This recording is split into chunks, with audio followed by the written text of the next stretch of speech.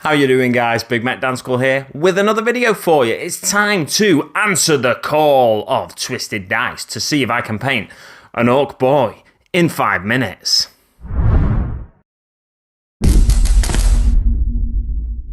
One thing you may have noticed about this Ork Boy already is that he's painted. So I've not got any assembled Ork Boys that aren't painted already. So I'm going to reprime this lad. This was just an eBay purchase from a little while ago. It's actually one of the Assault on Black Reach Ork Boys. One of the kind of old school, easy to build ones. So I'm going to get him on a new base, a 32mm base. And I'm going to reprime him and I'll come back with a desk down shot so you can see how I get on with this 5-minute Ork Boy painting challenge. Look at the desk. It's so messy. Got to get everything out of the way before I get to work on this fella. Let's keep that there. That might come in handy. And let's keep that file there as well. But we need to sort this lad out. This is, like I said, an old school eBay purchase, eBay rescue sort of thing. He's on the old 25mm slotter base, so we're going to have to alter that slightly and get him onto a 32mm base. The way I plan on doing that is just filing that base down, basically. So we can sit on there like a good new school Ork Boy. A lot of old school people don't want to transfer their miniatures onto 32mm bases, and that's fine in my opinion. Games Workshop's own rules state that if the model you should have the model on whatever base it comes with. So if you've got old school orcs, keep them on old school bases, 25mm if you want.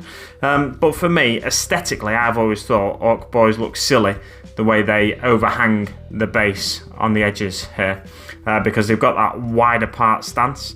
For me, it's always going to be better to transfer boys onto 32mm bases, and see how we get on from there. So I'll just speed up this footage for you probably, and I'll come back once he's on his new base and ready to be primed.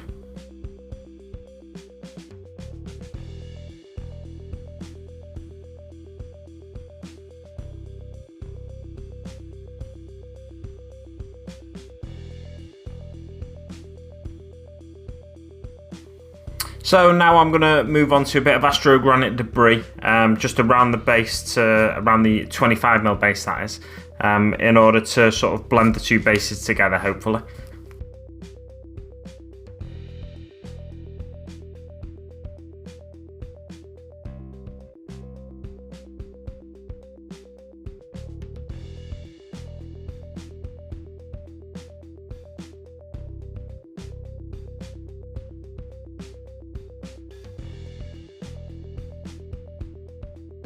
So this is what the fella's looking like at the minute. You can see the basing material, the astrogranite's not quite dried, but the bases are more or less blended together.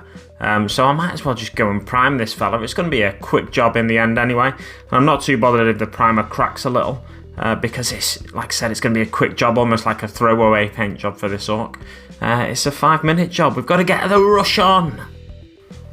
So as you can see now, guys, I've got everything I need set in front of me, and I've got this grey primed Ork Boy. Now, grey priming isn't my current technique that I like to use, but it's in the rules of the competition that it has to be grey primed. So it's grey primed. I think it's probably a darker grey than some other people have used as well. First thing we're going to do is go in with the dry brush of the Wraithbone primer. Probably a bit of a wet dry brush, but not too sure. And all my other colours, key colours, are going to be here. Now, Death Skulls is my normal colour scheme, but I don't always use a lot of blue. So it's going to be interesting to see what I do with that blue. I think I might slap it on the weapons, basically. I do have one more paint that I might want to get involved as well. If I've got a little bit of time at the end, a bit of bolt gun metal, I think. If I can even get this paint pot open, yes I can. So that's going to be like a last ditch kind of thing.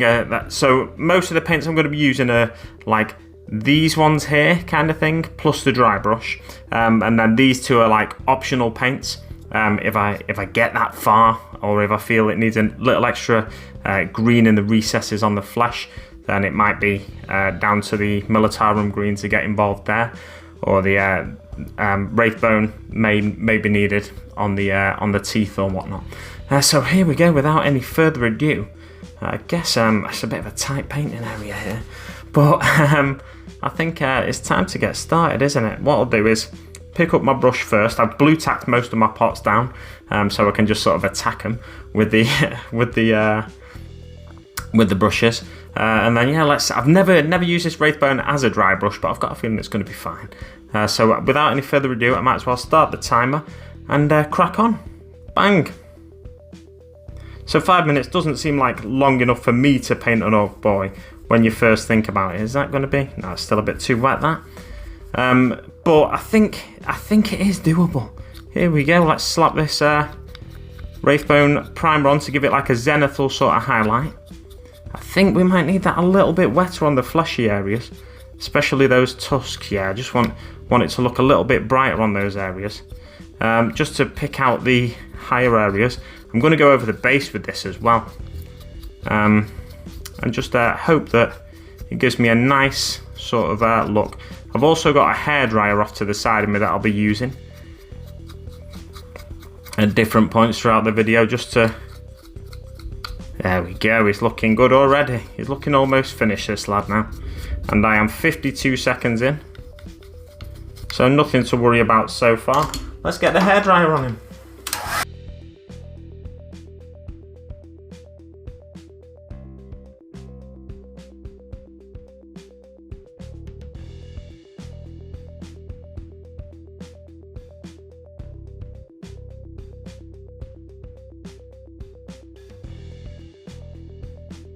Red here that I'm going to be using first, just to try and dot the eyes in.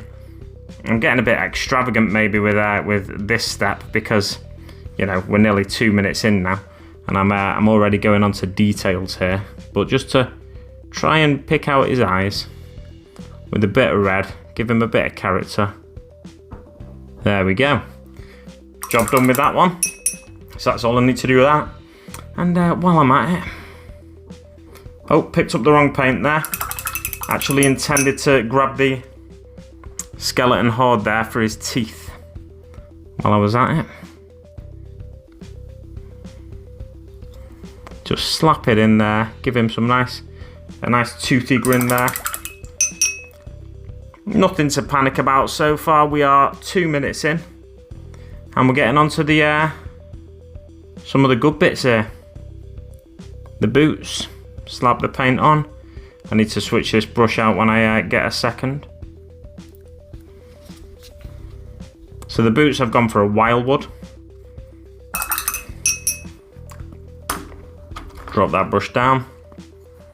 Get this one. Slap that on there. Just a nice dark leather boot is what I want to achieve here. Bit more wildwood. It is quite nerve-wracking, this. I'm quite surprised how much I feel under pressure and like I'm shaking. But there's no need to panic. We've got 2 minutes left. Plenty of time to do what we want to do. I did want to do another bit of hair drying.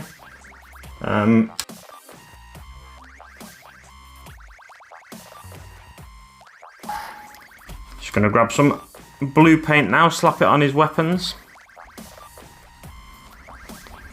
I'm a bit conscious of the fact that I'm going to be covering the timer, but hey, it doesn't really matter, does it? Yeah, it's interesting, contrast paints for time challenges like this, because, in my opinion, they actually take a lot more control to get a good result with them.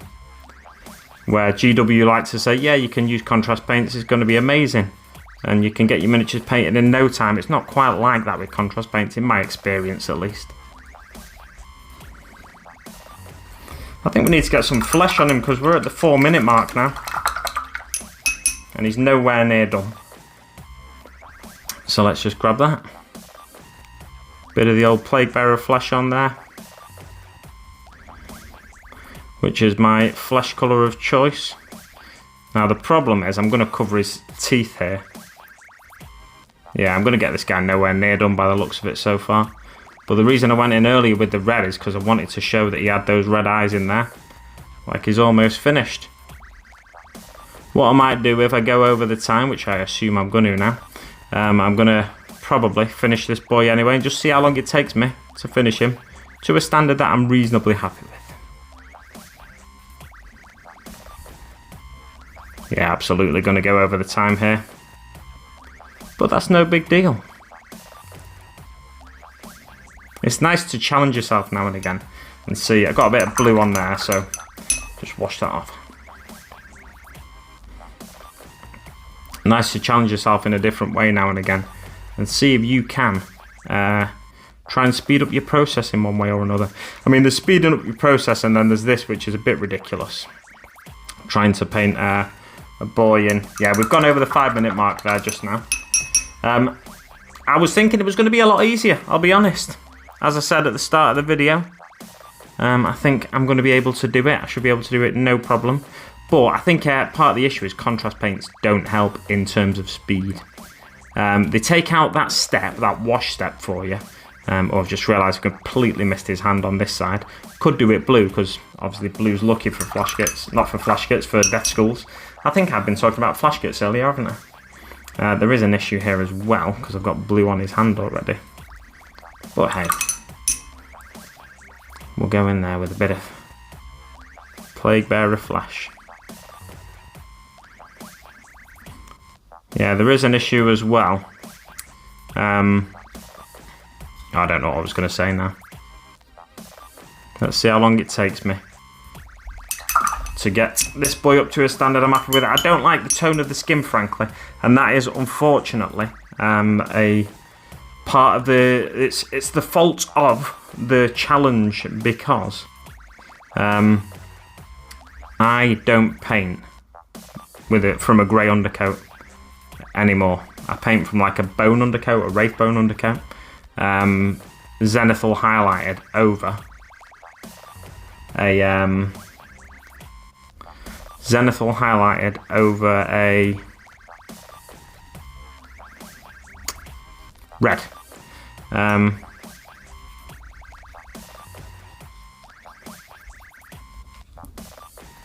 And that's where I like to work from.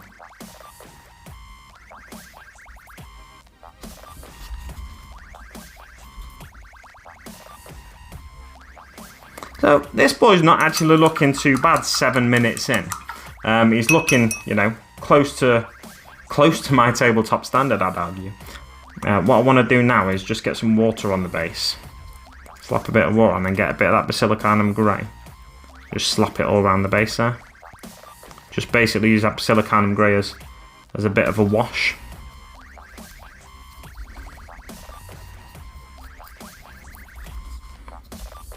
And other people haven't paid any attention to the base, but I wanted to see if I could include the base in it. But I'm a little bit off, as you can tell. Let's get a bit more blue on there.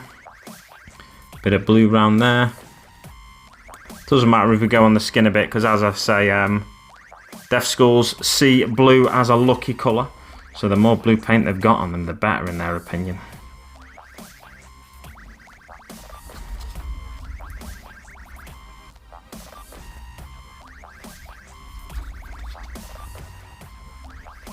Whether that's on them or their weapons. And one area I wanted to do but completely forgot about was the loincloth there in blue. I like the way Steve-O approaches. Oh, there's a tooth on there that I could have picked out in a different colour, but I'll leave that blue as if he's painted it blue. I like the way Steve-O approaches his bad moons. Many people, when they paint bad moons, they go in with yellow as the predominant colour, but what Steve-O does, he goes in with darker colours, more subdued colours, and then he picks out certain panels in yellow. And so I'm taking that approach with these fellas. Yeah, that's not looking bad. Gonna get a bit of wildwood here. Paint it on the bandages here just to add another colour on his upper body. We are way over time now, as you can see. 10 minutes in almost. Just over the 9-minute mark at least.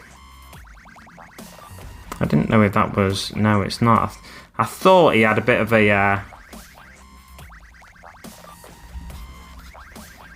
bit of a panel on his arm, but he doesn't actually. So I've just gone in with an odd colour there. Which doesn't really work, so I'll just use that as a bit of a shade on the rest of his flash. Bit more wildwood onto these areas. A bit more than that, I'm afraid. Yep, get a bit more in there. Across them bits on the back. It's a nice colour scheme, this, to be fair. That's one of the interesting things about challenging yourself in different ways like this. Sometimes you'll come across with a slightly more creative colour scheme than you would have had before. Because as a deaf school player, like I was saying about Steve-O's techniques for his bad moons, it can be tempting to just slap blue on everything. But that's not a bad colour scheme, and that is a part I'm happy to stop at, I think, and that is 10.5 minutes in. I've got it up to a standard that I'm reasonably happy with. It's messy, obviously. That's the only thing, it's messy. And I would want to go in and sort them weapons out properly with a bit of metallics and stuff. But about 10 minutes in is probably I reckon 15 minutes, and I could be properly happy with that. But I'm going to end this section of the video here, and we'll go back to my face so you can see the disappointment on it. So as you can tell, I'm a little dejected after that. I thought I could do this 5-minute painting challenge, no problem. I didn't think, because of my contrast usage, I didn't think that'd be an advantage really, because like I said in the video, contrast paint isn't really a paint you can use quickly, because you need to sort of use it in a controlled manner. As you saw on certain parts of him, I got blue paint where I didn't want it, and that kind of sort of took the wind out of my sails a little bit. I wouldn't have got anywhere near the 5-minute mark anyway. Darren at Twisted Dice, I've got to say, I bow my hat to you with the 5-minute painting of an orc. It's probably I don't know whether you prime with grey normally, but if you do, then that gives you you get a better idea then of what you can and can't do, and what you should and shouldn't do with paints going over the top of it for speed painting. It may be something that's different from what you'd normally do anyway. I know Steve-O normally primes in black, and various people prime in various different colours. It's interesting trying to push yourself like this though, because I've got a boy that I'm not too disappointed with there, and that's after just 10 minutes of painting. I carried on till 10.5 minutes, and I've got a boy that I'm not far off. Not far off my own actual standard. One thing I'd like to point out though is I did a little bit on the base, whereas nobody else seems to be touching the bases, and that's understandable, because you can do, if you can paint an Ork Boy in 5 minutes, then you've got a squad of 10 or 20 Ork Boys, then you can do the basing all as one big chunk afterwards in a sort of batch method. And also, this using contrast paints, I think you might actually be better using contrast paints in a batch method, and over the course of say an hour you could get 10 Ork Boys painted up in an hour using contrast paints, because you're not having to go to the hairdryer to dry certain contrast paints and stuff. It was an interesting, I thought I was trying to be clever at the start, going for the eyeballs first, and I'm quite happy with them, to be honest, because you can still see the red of the eyeballs, and I think a lot of people haven't maybe gone for the eyeballs, but I was doing a few different things just to see if I could approach it a different way. But hats off to you, anyone that's achieved a good paint job in 5 minutes. Couple of shout outs for Earhawks Minis and for Essex Boys as well. I thought they did superb jobs in their challenge. I myself am not going to be challenging anyone to go on and try and beat this, but if there's anyone out there that does want to take on this 5-minute painting of an Ork Boy challenge, feel free, because I think you learn a few things in the process of it. I painted for 10 minutes, like I said, or 10.5 minutes, and I've got a colour scheme there that I'm quite happy with to be painting on the rest of my deaf schools, because with my Mega Knobs, you may have seen I've painted some Mega Knobs at some point this year, and with Gorzag Git Stomp I used a lot more greys, and then used blue as like a sort of spot colour almost, and I like the result of it, and they don't look too blue then, so I like that as a deaf school sort of colour scheme, because they've got blue on them, but it's not all about the blue. You get a bit of variety in your painting as well, so it's good for me, I think. Thanks very much to everybody for watching, and thanks for challenging me as well, Twisted Dice, because it's been a learning experience, that's for sure, and a fun one. that's about all I've got to say to you now. So, without any further ado, I'll wrap the video up. But don't forget, you can help support the channel if you want to in a number of ways. You could subscribe to me on Twitch. If you've got a Prime account, you can get a free Twitch Prime subscription or Prime Gaming subscription or something like that. You can basically, you can subscribe to me on Twitch. You can also support me on Patreon, and there's links to my other socials in the description below, Instagram and Facebook, etc. Thanks very much for watching, guys, and I'll see you on the battlefield.